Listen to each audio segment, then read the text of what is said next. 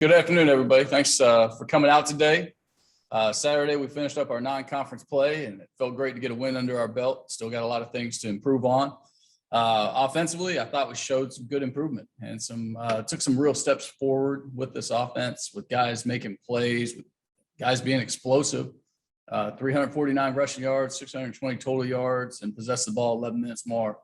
So those are all good steps. As we continue to get reps, I believe Jake's going to get better and better. And I certainly thought he had a good game Saturday, minus just a couple plays. And that's what we'll continue to work with him on. Defensively, we made a lot of adjustments during the game. I felt like they made a lot of plays. And we were really close and on a lot of things, but kind of a step behind on getting those things done. And I don't think it's anything we can't get fixed this week. And that's what we're working towards. Coach Smith is really doing a great job with the whole defense, getting everybody on the same page, and going to try to get out there and look like our defense for 60 minutes is the goal this week. Special teams wise, we ended the game the way we want to. Really had some good plays in the fourth quarter. Unfortunately, we had some in the previous quarters that weren't to our standard. And so we're still working to get the special teams to where we need it to be and where it's truly an advantage for our program, game in and game out. But with that being said, we always move on, and I've encouraged the team to treat victory and defeat as the imposters they are. Let's learn from the film. Let's go forward and let's work our process. I'm thankful that we get a chance to start conference play this week and get a chance to play a great Southern Miss program here at home in our first conference game. I've got a lot of respect for their coach, for Will Hall, even though I've never worked with him, haven't spent much time around him, but I remember him as a great player. And I followed his coaching career, watched him be real creative running the ball and finding ways to attack defenses throughout the year. In addition to this being our first conference home game, it's also Hall of Fame weekend. We have 14 Owls getting inducted and getting honored into the Hall of Fame, including 2 football lettermen. Chase Clement and Larry Izzo will be going into the Hall of Fame this weekend. So super excited for them, super excited for the opportunity in front of us. And excited to get to work and know that we got a lot of work to get done this week. With that, I'll open up for any questions.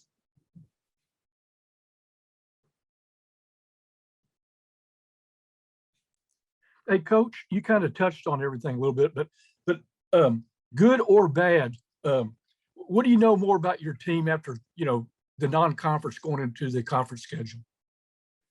Yeah, I feel like, again, we took some real steps forward as an offense, and I think that's a big thing for us to do because 620 yards, making explosive plays, being able to be efficient at the quarterback position, those are things that we've struggled to do over time. So it's really good to come into conference play knowing that we're on an upswing. And that gives me a lot of comfort. Knowing that our defense, we've been missing a couple pieces in the past couple weeks, but we should get some of those back. That's really encouraging to me too. And special teams, we're just continuing to grow. And so, again, what do I know? I know that we're a team that is playing really hard for each other and at times playing really well. And we've got to become a consistent bunch for 60 minutes. Coach, is there any advantages or disadvantages of playing a team that just came off playing the #1 team in the country? Yeah, I mean, there is, because there was great film for us to watch. Obviously, Alabama's got great coaches. They were able to put a great game plan together. So I think that's great for all 3 phases of our ball to watch how Alabama attacked them and see what things fit within what we do and which matchups we can gain. There's also the reality of, that they played a physical bunch. And so I'm sure there's some ouchies going on at their place. I don't know what's going on, but I know after you play those guys, a lot of times it's you're a little banged up. And after a physical contest like that. So again, for us, it's great film, I guess would be the #1 thing I'd tell you that we get from them playing Alabama. And Bloom, on the defensive front, maybe you made a comment after the game that maybe you're just going to stick with 13 guys. After kind of looking through the film, were there any takeaways from this particular game that maybe are different than some of what you've seen from the defense in the first 3 games? Yeah, that was probably a knee-jerk reaction that I usually don't like to do, that I probably shouldn't have said after the game, because we got more than 13 guys that are ready to play and are capable to play to our standard. So what we do have to do, though, I had really wanted to use this preseason, if you will, to see which of our young guys could take on more roles, which of them could do more. And, some of them had to do it because of injury, but some of them we just threw in there. And I've really asked our coaches to be very critical. Like, if they're ready for 5 snaps a game to help us at a championship level. Let's play them 5 snaps. If they're not, then let's continue to work them until we get them ready. But there's no more experimenting going on right now. We've got a group that we trust, and we're going to go forward with those guys. And then did you see anything different? Points have been put up the past couple games, but between the defensive performance this week than prior, a couple guys getting behind defenders, maybe other things to clean up.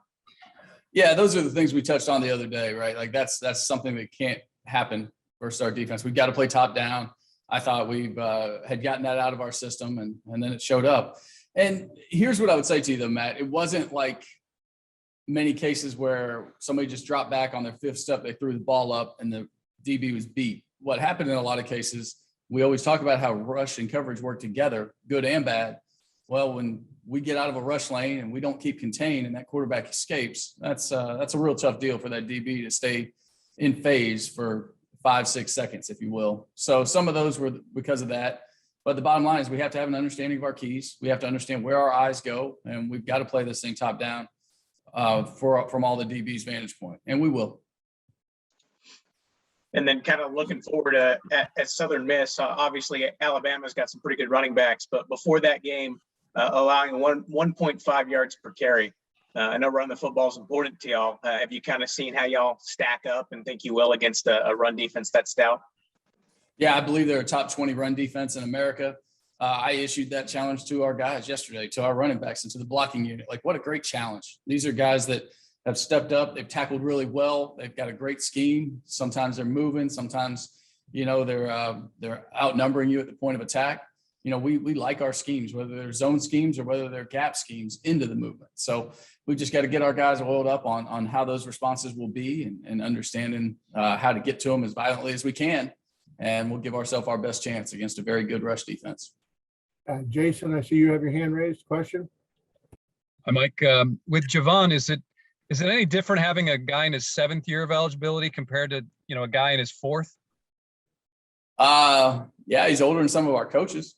The experience is real, right? His ability to have played a lot of college football at this point, it's such a blessing for us. I mean, there's things that he goes back to and is like, hey, coach, we did it this way at different times. We've had conversations. But the thing that I see his play strength. Like, he is a grown man. He's like, he's played more football maybe than a lot of the guys in Utah or BYU, but he is a 25-year-old strong, grown man. And that's what we used to feel when we played the BYUs and the Utahs of the world. So there is something to that. There's something to being that age and having that grown man strength, and certainly the experiences that come with 7 years of college football.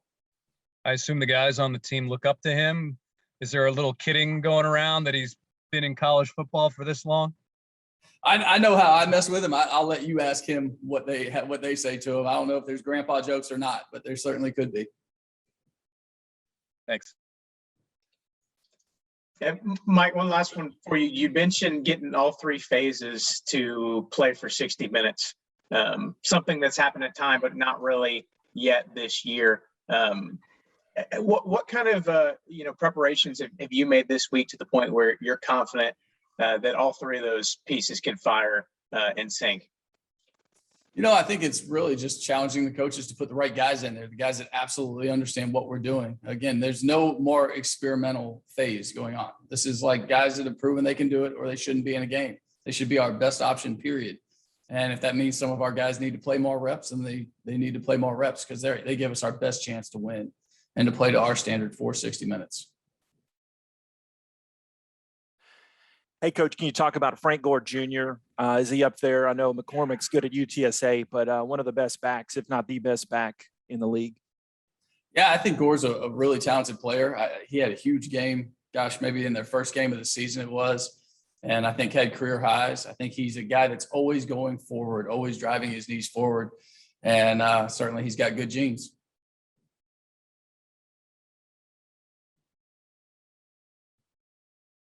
And Coach, you mentioned the rush defense of Southern Miss. What else do they do well? They get after the quarterback. They cause havoc at the line of scrimmage. And some people, I guess, we're fairly comfortable with movement. We see it often from our own defense, and we kind of know how to handle it. But if you don't know it's coming, or you're surprised by it and don't practice against it all the time, I guess it could be difficult. But again, they attack the quarterback. They are running all over the place. Their safeties are so active. Number 9, we had a chance to play against last year. I believe he's their leading tackler, Malik Shorts, I think it is. And then the transfer from Ole Miss, number 21. I mean, those guys are all over the field. They're really doing a great job playing top down, but in their quarter schemes, they become run fitters very quickly. So they're kind of top down by alignment, but as soon as they get their run keys, they are violently towards the line of scrimmage, and they're good tacklers. JP, you have your hand up? Next question.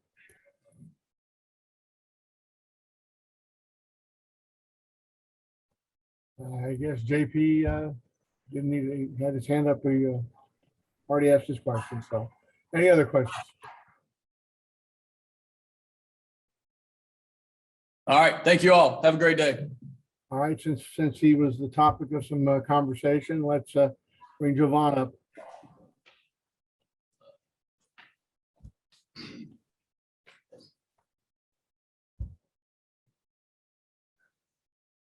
How y'all doing today, folks? All right, Javon, just I know there's some questions about that are coming, but in general, just from an offensive standpoint, from an offensive lineman standpoint, how much pride do you take in the numbers that you see posted on the board Saturday night?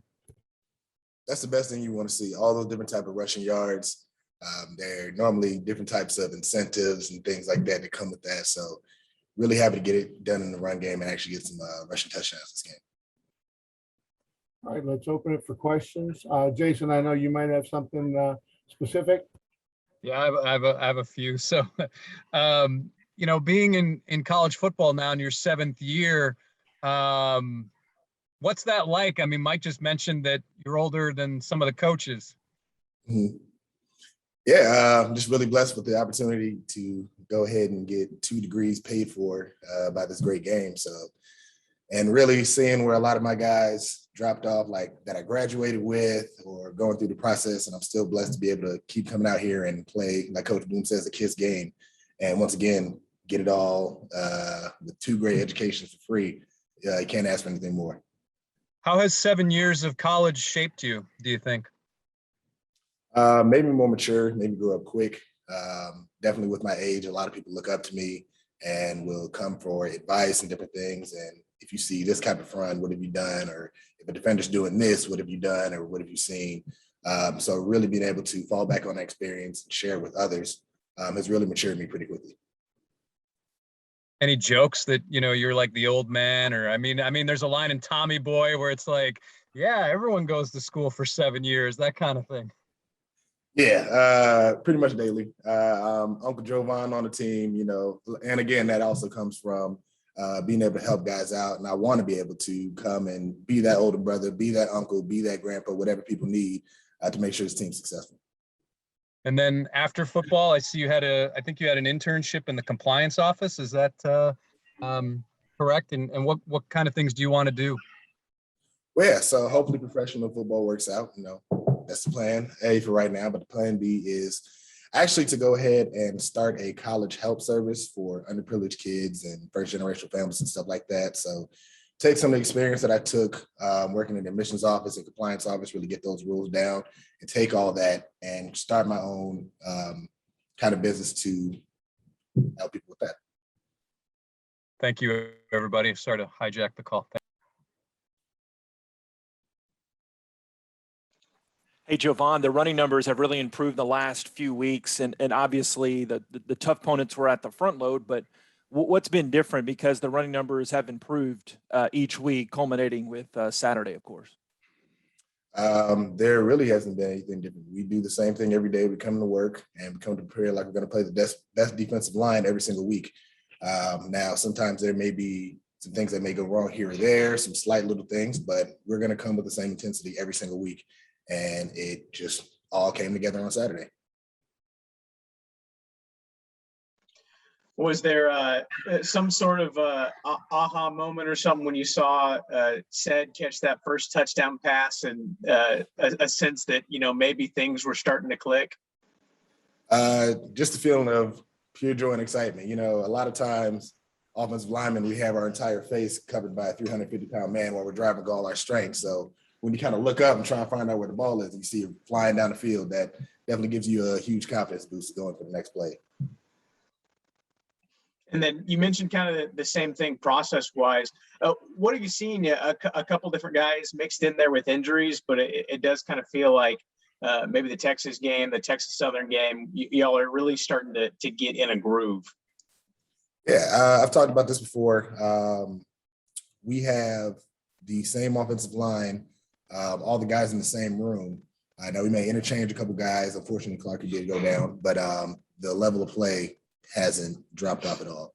So being all in the same room and having that same scheme with the same amount of guys has really been able to make us make that transition and make it as smooth as possible. And then how was it for you in the offense to be the guys that can help out the defense this week as opposed to the other way around? It's great. Being able to get them some rest on the sideline, be able to do our job a bit more effectively is always a great feeling to help out your teammates. And then Bloom talked a little bit about that front that Southern Miss has. Have you kind of taken a look and studied them? What kind of challenge are they going to present to you this week? Yeah, the same challenge that I put on our guys, the same challenge I bring into the meeting room, saying prepare like you're going to play the top team in the nation. Like I said, we're not going to do anything different. We're going to go, excuse my language, balls to the wall in practice and make sure we do everything we need to do to be ready.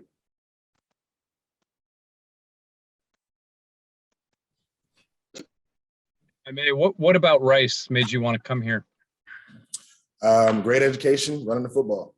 It's pretty simple. We've talked about it before. I went to Colgate University, which was about great education and running the football. And so finding something that had that same type of pattern and being able to get a great degree from it was pretty much a no-brainer.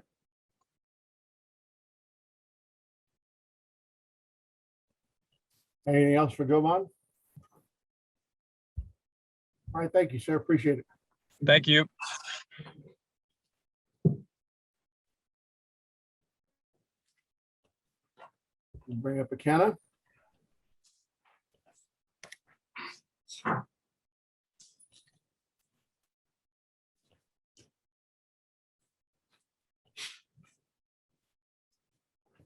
Good afternoon. All right, Ikenna, just to start off with the defense, you look back at last year's game at Southern Miss, which was a pretty dominant performance. Is there anything that you take from that to kind of leverage in, because Rice had struggled with them for a number of years, but the game last year, does that give you something that you use when you prepare for this one? Yeah, I think one of the biggest things that we did last year was like controlling their run game. And I feel like if we can do that again this year, we'll put ourselves in a good position to control the ball game for all 4 quarters. We'll open up the questions. Ikenna, you got a lot of the same faces in the room on the defense and the defensive line, but you filled a couple different roles this year. What's it kind of like playing with the same guys, but being able to ask to do maybe a variety of different things from play to play or game to game? It's definitely a lot of fun, actually. Just like switching around positions on the D line and like playing end, playing rush, playing tackle, playing nose. I've really played all 4 this season, I feel like. And like other guys on the D line are what Coach Calhoun calls bilingual. So it just makes for us like a lot more adaptable to like whenever like sudden change situations come up in the game, and makes us a better team in general. Any spot you like fitting in best? Say it again. Any particular spot on the line you like playing best? Definitely 5 technique, because I guess I got a great chance to get a sack from that position. And then on that, I know getting to the quarterback and creating that pressure has been a focal point this year. How do y'all feel y'all have done through the first 4 games at that? The first 4 games, I feel like in terms of like compared to like other years we've been here, like we've done a much better job of getting to the quarterback, but we still need to like work on like all 4 of us keeping contained. Because if we could do that, we would have like way more sacks. But we know like what we need to work on, and we know like that we're gonna fix it this week. It's early in the week, so you haven't had that much time preparing for them as you will in a few days. But what do you know about their offense? I mean, it's they got a new coach, a new system. So what kind of challenges is that for y'all? I guess we're gonna attack it like the same way we do every other team. We're gonna watch film. We're gonna learn what their scheme is. We're gonna learn how we're gonna defend it.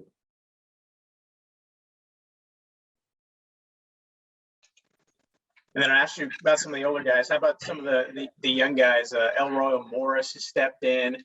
Caleb James was there last year, but he's been doing some things. What's it been like to see those guys grow and contribute in games? Yeah, it's definitely awesome. Like when I see these guys like Caleb James like go in the game and like make actually great plays, it like impresses me and like makes me like a lot more confident like in our depth for the D line.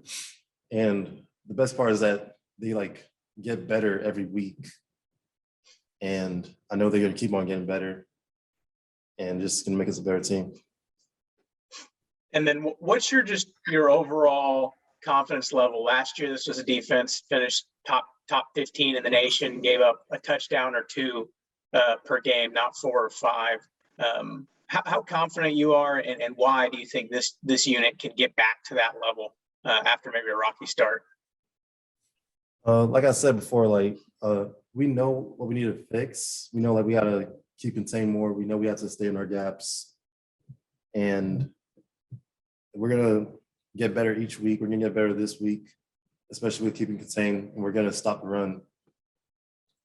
That's a definitely a focal point this week. We're gonna stop the run, and that'll just open up a lot more for our defense to make plays, and then we'll be looking like how we did, like how we are, because we are the same. Like we're better.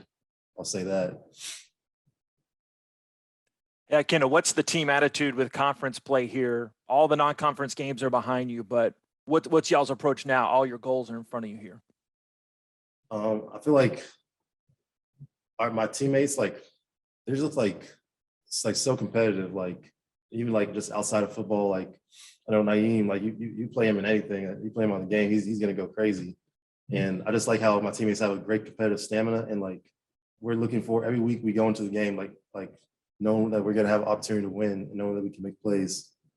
So I feel like as a team we're really confident. I feel like we can really make a good push in conference and beat any and every team that we play against. And what's it like having Javon as a teammate? Jovaun, he is probably one of the funniest guys on the team. Actually, just like I feel like in his like 7 years of experience, I feel like that made him the most experienced in telling jokes, because he's a really cool guy, and also just like working out with him is also one of the best things to do. Because like he's a strong guy. He loves to work out, and he loves to push his teammates. Like he's always like you never see him like down. You see him like up. He walks out of practice every day excited and ready to play football, because I know he loves football. What do you guys call him, uncle? I think he said uncle and things like that, or Well, yeah, we call him a couple uncles. We call him grandpa. Definitely old people jokes come up every day, every other day with him.